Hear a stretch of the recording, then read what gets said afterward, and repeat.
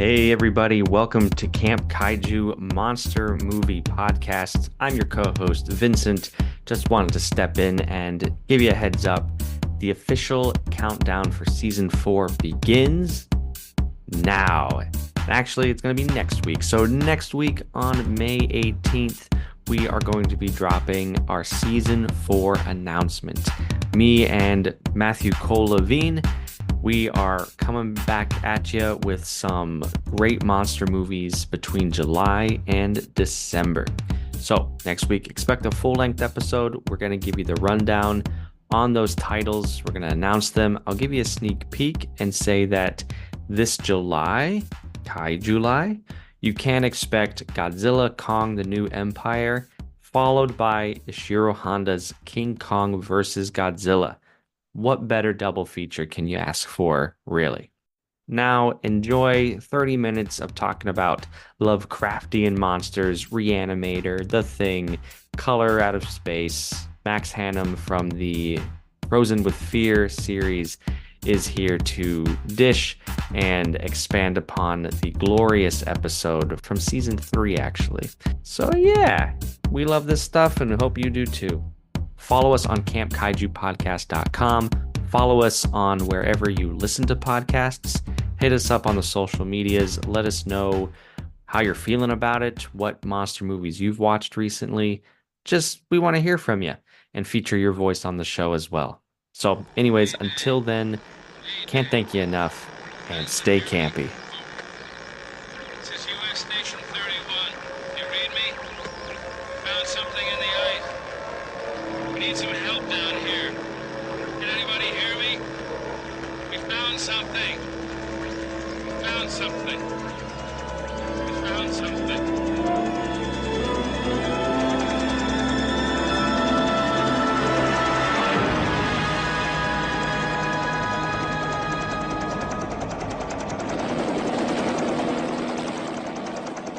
12 men have just discovered something. For 100,000 years, it was buried in the snow and ice. Now it has found a place to live. Inside. Where no one can see it, or hear it, or feel it. I know I'm human. Some of you are still human. This thing doesn't want to show itself. It wants to hide inside an imitation. It'll fight if it has to, but it's vulnerable out in the open. If it takes us over, then it has no more enemies. Nobody left to kill it. And then it's won. You guys gonna listen to Gary? He can beat one of those things!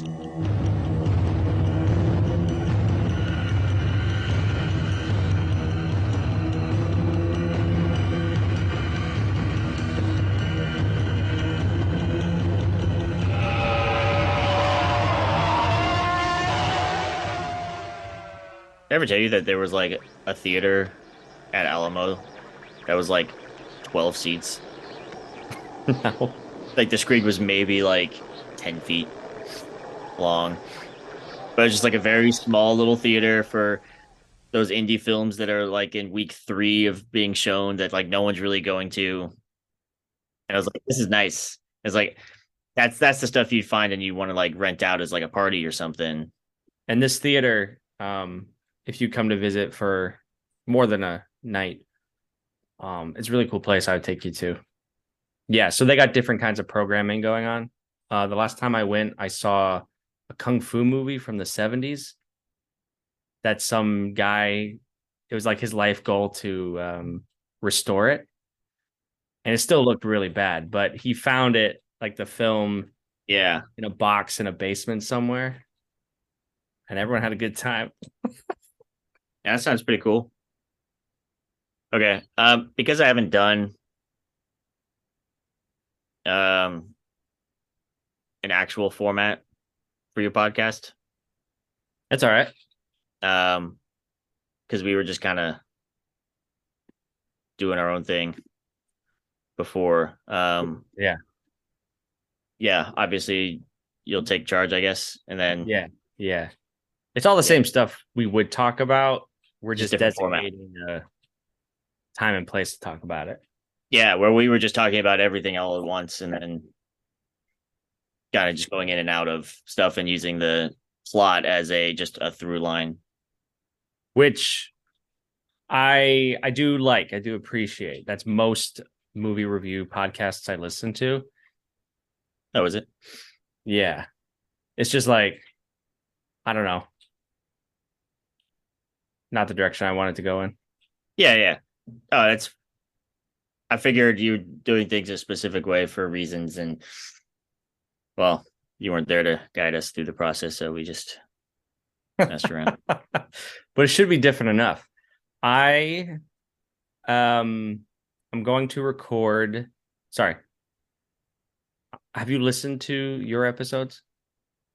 No, Great. I'm sorry. I've been very busy, and it's hard to find the motivation to listen to a conversation that you had. You know? Trust me, I rarely listen to my past episodes of my own Yeah. podcast. I added some fun things. I think they're fun. In the beginning, middle, and end. I've created the conceit that me and Matt are like you and Corey are broadcasting live from McMurdo Station. Yeah. And me and Matt are elsewhere, like in a booth or something. And Yeah. on our end, a monster attacks us, and like we get ripped to shreds and stuff. But you and Corey are completely unaware of this. Oh, that's fun. That's a fun idea. And in the middle, I had a lot of time on my hands. Like I mixed in machine gun sound effects and breaking glass. I took a sample of the thing from another world when they're like they're in the radio room and the thing breaks in through a window and there's wind effects and stuff. Yeah. I might have listened to an audio book of Who Goes There. Or maybe it was something else that was like in winter and there's a lot of that sound effects. Mm-hmm. But yeah, that's kind of funny, especially considering the last episode we did not shoot in Antarctica or record. Like in Cold Skin, it was like, hey, we're back to do this last thing. We're actually at the equator now. I haven't listened to that episode yet because I want to watch Cold Skin before I work on it. Yeah. How was it recording that stuff with Corey? How is Corey? I'd like to meet him someday. He's good. He's got a lot of information of just like I'm terrible at names and remembering names of actors, and especially when it's like low budget movies that are bad. It's like why am I spending the time remembering details about this? Yeah. But that's like his bread and butter, all that. That's So good. I'm sure you can tell in like the episodes of him just pulling out names, and it's like it's the person from this, and I'm like, oh, yeah, you're right. He really likes low budget. I guess not even necessarily low budget, but 70s Italian horror films or just like good bad movies. He was the one who brought up Glorious. Yeah, we were watching some Lovecraftian movies. I think we watched Dagon or something, and then From Beyond. And he hadn't seen Dagon before.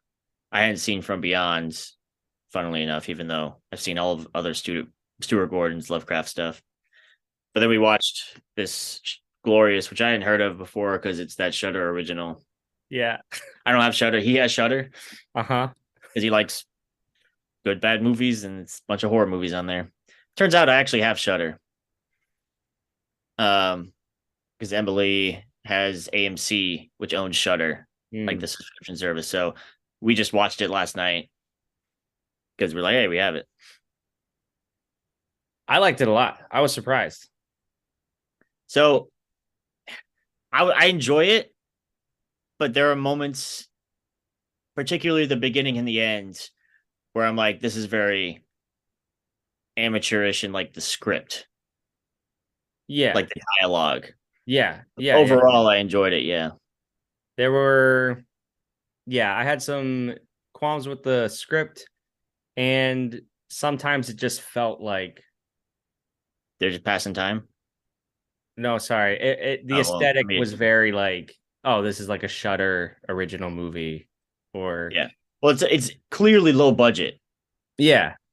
but it's a great use of a low budget. Oh yeah. I didn't mind the low budget. Like in the beginning when they're following him in the car, it was so digital. It would look so good.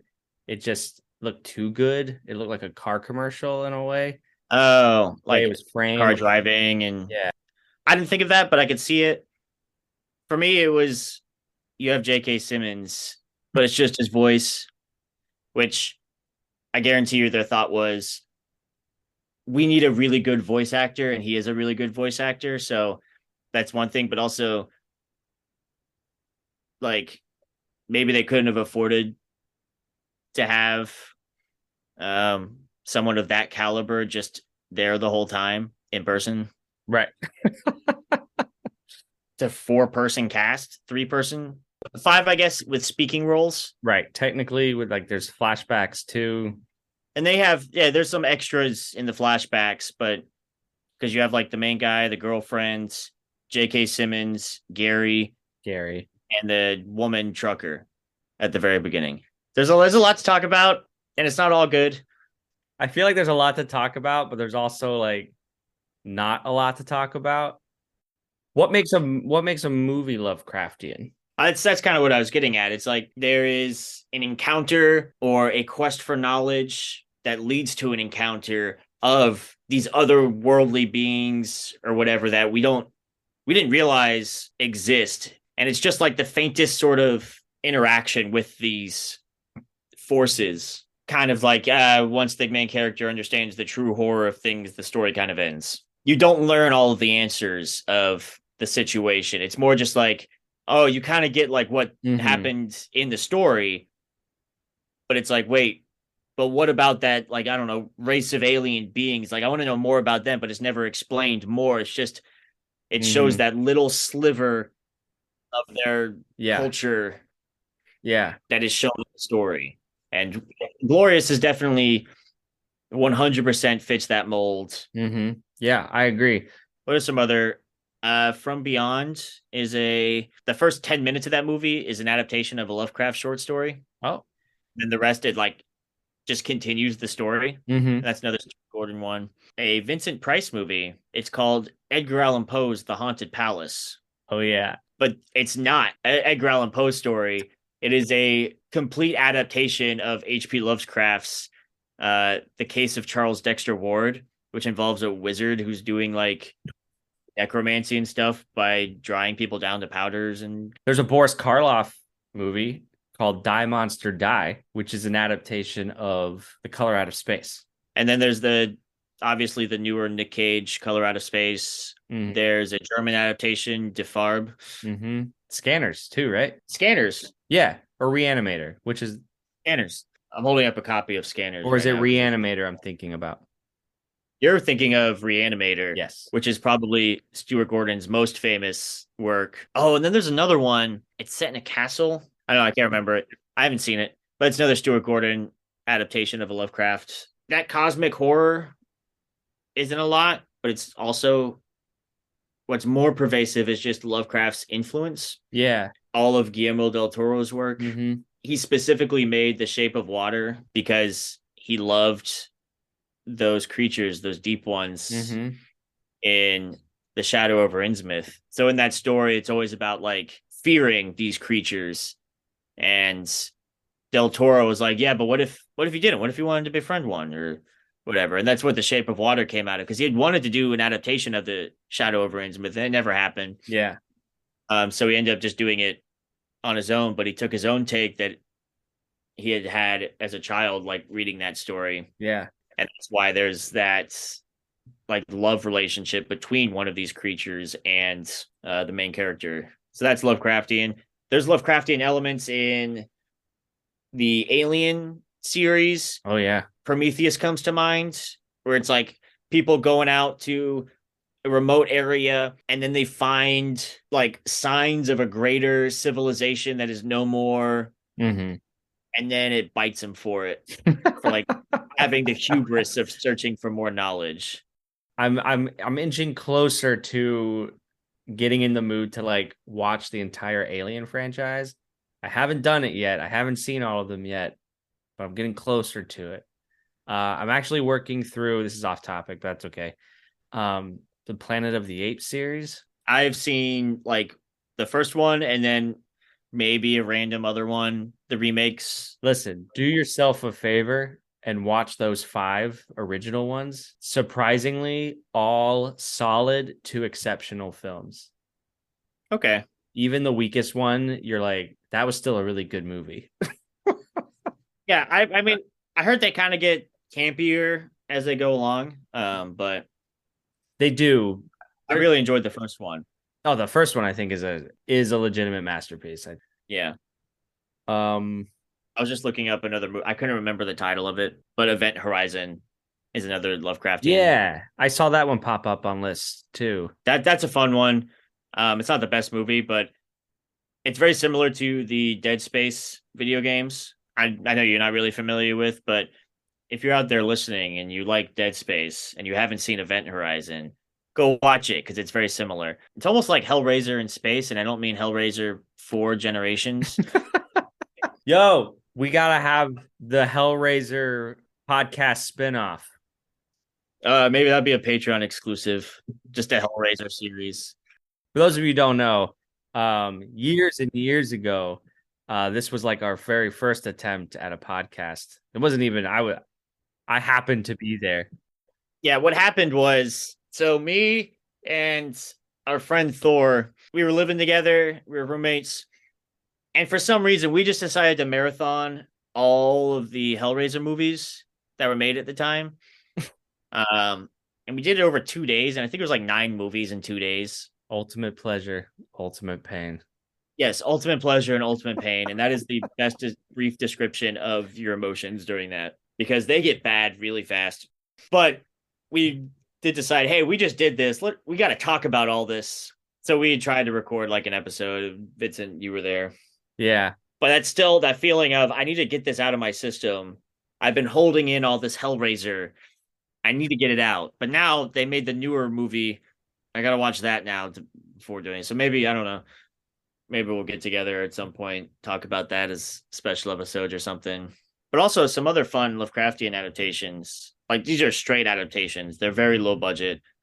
There's like a 1920s silent movie. Really? It's done in the style of that. Oh, okay. Adaptation of the Call of Cthulhu, which was made by the H.P. Lovecraft Historical Society. Oh, yeah. And then they've also done The Whisper in the Darkness, but that one's done more of like a 1930s, 40s movie. Give them a look if you like Lovecraftian stuff. They have a lot of props that they make for the Call of Cthulhu role-playing game. It's a very popular role-playing game. I think it's been around since the 80s. They also have a bunch of radio dramas. Really? That they do. Literally like radio drama adaptations. Oh, we listened to Innsmouth once, right? Yeah. Yeah. And I've since bought a handful more. It's called Dark Adventure Radio Theater. And then they've done some other adaptations of non-Lovecraft works, but still of that style. Yeah. I mean, there's a whole host of, across all different types of media, of Lovecraftian stuff. Books that are written in the same genre style, movies. There's that role-playing game, video games are everywhere. You can find them. There's a new game that just came out called Dredge, where you're a fisherman just fishing around, and then you start coming across some Cthulhu beings, I think, or some dark rituals. Nice. And you got to beat it by fishing. Nice. Herbert West is at the top of his class in medical school. How can you teach such drivel? These people are here to learn, and you're closing their minds before they even have a chance. He's brilliant, but a little weird. I've broken the 6 to 12 minute barrier. I've conquered brain death. His experiments have always been unorthodox. It was dead. But lately they're getting out of hand. And he's just made a discovery that could wake up the dead. Herbert West has affected reanimation in dead animal tissue. What are you thinking? How do you feel?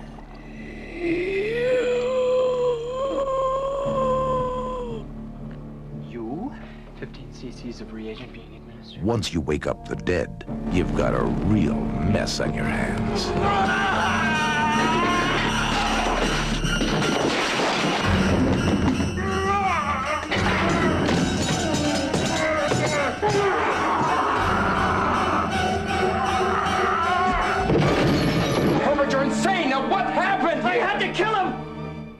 Dead? Not anymore.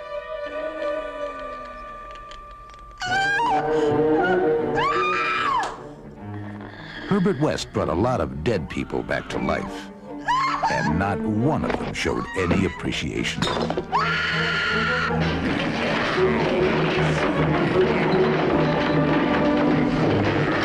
H.P. Lovecraft's classic tale of horror, Re-Animator. Mr. West. You'll never get credit for my discovery. Who's going to believe a talking head get a job in a sideshow? It will scare you to pieces.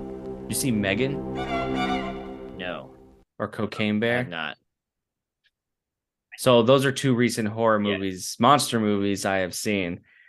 And they're good, they're solid, but they're lacking a certain boldness and outlandishness. They're just generic enough. Yeah, just enough where Glorious is like, see that now you're thinking outside the box. Yeah. And maybe it's just the whole glory hole joking and all that. But it's like they did a Lovecraftian, like, cosmic horror story in a bathroom around a glory hole. It's like they just pulled random elements out of a hat and they made a movie out of it. Yeah. And it works. Like, I super enjoyed them doing a full cosmic horror story in just a public restroom. This is the type of movie I feel like you and I wished we could have thought of. Yeah. It gets your, in our movie making. Yeah, get your creative juices flowing of like, yeah, why didn't I just think of that? Why am I thinking of such a grand scale of things when you can achieve the same effect for on such a smaller scale? We could have made this movie. We could have. And that's like, if you're an aspiring filmmaker, watch this movie and not necessarily copy it, but it'll get you to realize what's possible. Mm-hmm. You don't always have to make, like, your mind doesn't always have to go to big budget stuff. It's like, oh, I can't do that. It's too big of a budget. It's like, here, you can see the seams a little bit, and that's fine for the level it is. So you can make that. It's great. And then to provide potential logistics, like they build an ice pier there just because of the weather hazards or whatever. They have to build an ice pier, and it's just a block of ice reinforced with rebar. Mm-hmm. But every so many years, they have to get rid of it because it degrades. Like, it actually started breaking up last year. So this year, we helped them and we towed that ice pier out and then helped them a little bit with building a temporary floating pier. But I think by next year, there'll be a new ice pier. But just small little things like that to help out while we're down there. And then occasionally you'll see a cruise ship come in behind us. Oh. Because they're not ice-breaking cruise ships. So a lot of those Antarctic cruise ships, especially the ones leaving from Australia and New Zealand, will just follow us in because they know the ice is going to get broken. But they can't do it. Like, there's only certain times where they're allowed to do it. It's like after our operations are done. And sometimes the ice refreezes enough to where they can't actually get through. Yeah. So you've spent all this money and then you can't actually get through. I never even considered like what the tourists are doing. It's not a whole lot of tourists, because I think it's over $10,000 for a ticket on one of those cruise ships. Woo. But I think there are more affordable and more consistent cruise ships that leave from South America. Punta Arenas in Chile is a big hub where the cruise ships leave out of. When we were by Palmer Station, which is the Antarctic Peninsula, right around there, we saw more cruise ships because I think it's just naturally less icy. Yeah. And the scenery is a little bit more beautiful. It's like bluer glaciers and things like that, as opposed to by McMurdo. It's all white ice. Like, it's a little bit more desolate. So I think it's hard to fathom like truly desolate places on this earth. Is Antarctica just like, what is the sense of being there as a human on the planet? I like to compare it to being on the moon. How? Why? It's empty. It's desolate. McMurdo Station, they like do what they can to keep the ice away, especially in the summer. So it's like it's a giant gravel pit. So it's just like very fine dust. And you have all these modular buildings. And I was like, this is what a moon base would be, Whoa. like the actual McMurdo station. Yeah. You'll just like, we'll be breaking ice. So it's just ice, like frozen sea for miles and miles. Mm-hmm. And you're just like standing out there on the ship. It's like, this is interesting.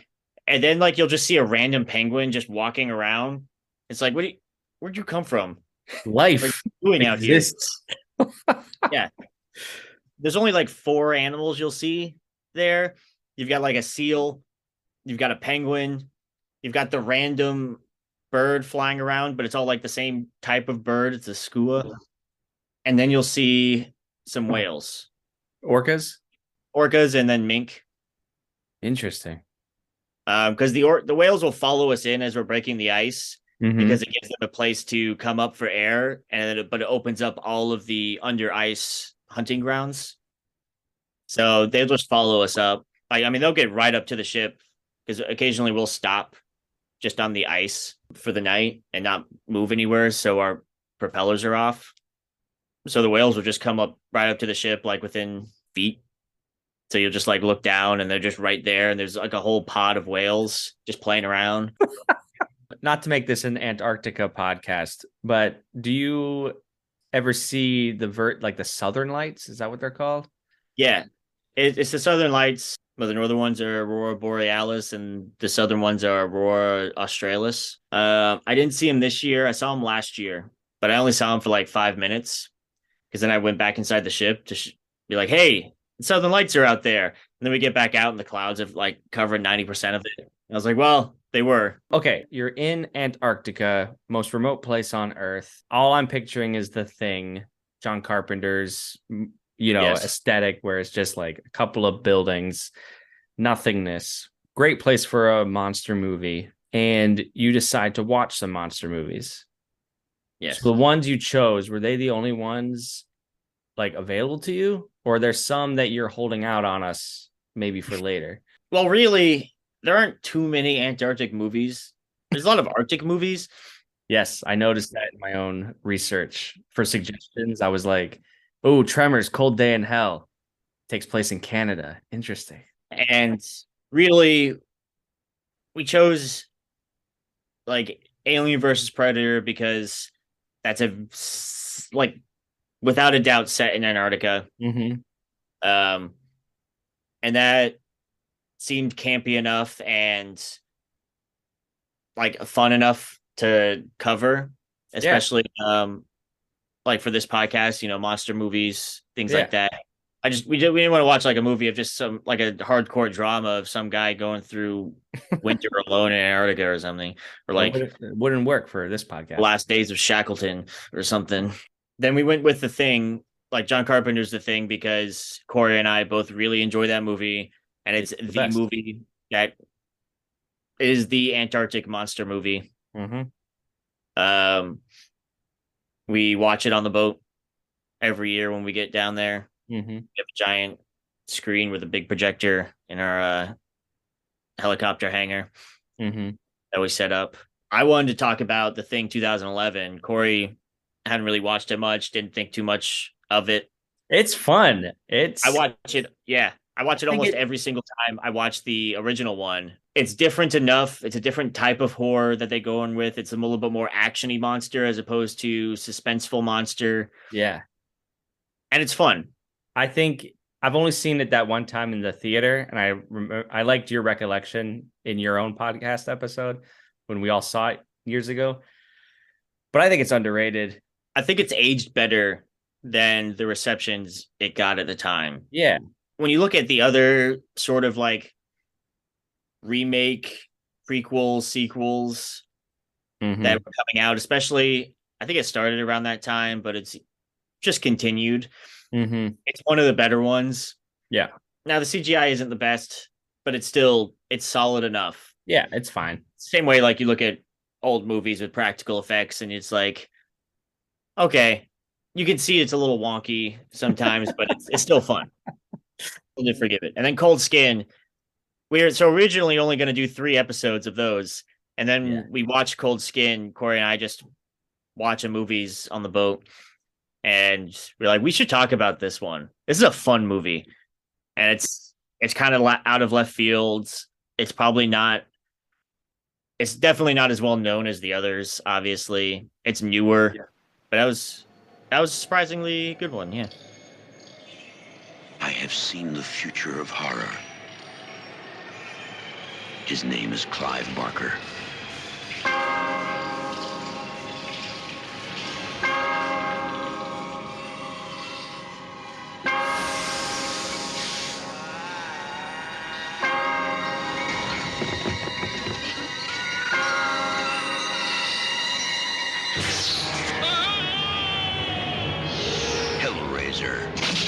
Beyond any terror you have imagined. A nightmare. No. Unlike anything you have witnessed, is born. Because within these walls, the unholy is unleashed.